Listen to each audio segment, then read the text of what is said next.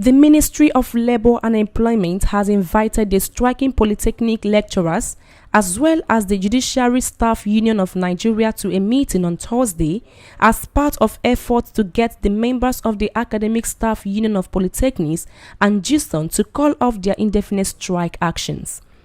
This will come after ASU's meeting with the Minister of Education, Adamu in Abuja.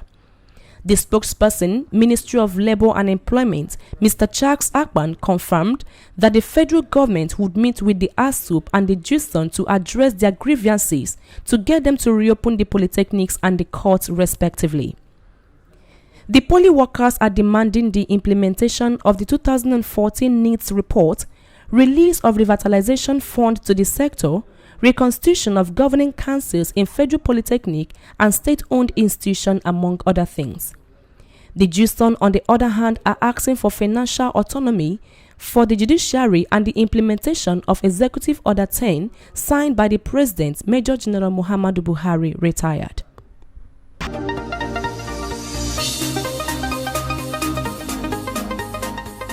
Following what he described as incessant complaints of harassment and operating beyond their briefs over cases of investigations, Acting Inspector General of Police Alkali Baba has ordered the immediate disbandment of the IGP monitoring satellite offices in Lagos and Port Harcourt. Speaking at his median meeting with command police commissioners from the 36 states of the country and the FCT, as well as zonal AIGs, the IGP said the IGP monitoring unit as a whole will be reorganized.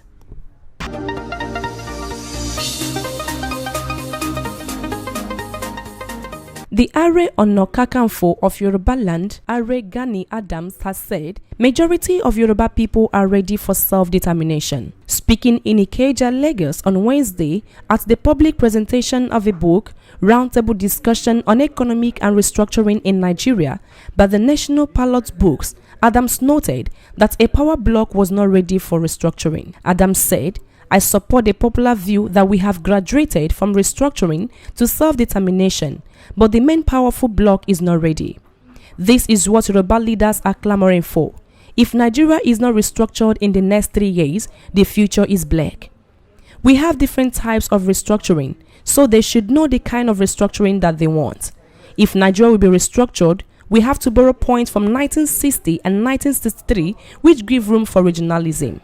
Also speaking at the event, the Oni of Ife, Oba Adeyeye Ogunwusi, who was represented by the Alara Odeye of Ife, Oba Segun Layade, said most of the resources in the south were enjoyed mostly in the north. In the same vein, a People's Democratic Party chieftain, Chief Bode George, who was represented by Dr. Charles Akitoye, said Nigerian structure was defective, adding that the country's economy was tribalistic and not centered.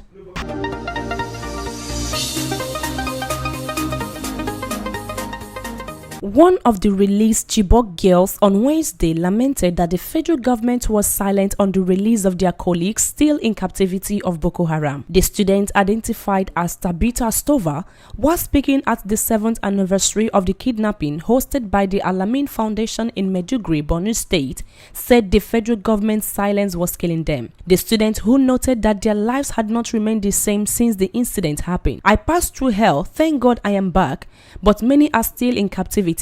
I am appealing to the government to please come to their rescue. My president, our ministers, our senators, our governors, please, we are pleading. Don't we have right to life? Don't we have right to education? Why are we suffering? Why are others still in captivity? If we have right to life, why are we facing this? Why are our parents dying silently and our government are still looking at us like this and they are not talking? Put yourselves in our shoes. How will you feel? If we are your children, or some that are still in captivity are your children, if you put yourselves in our shoe, how will you feel?"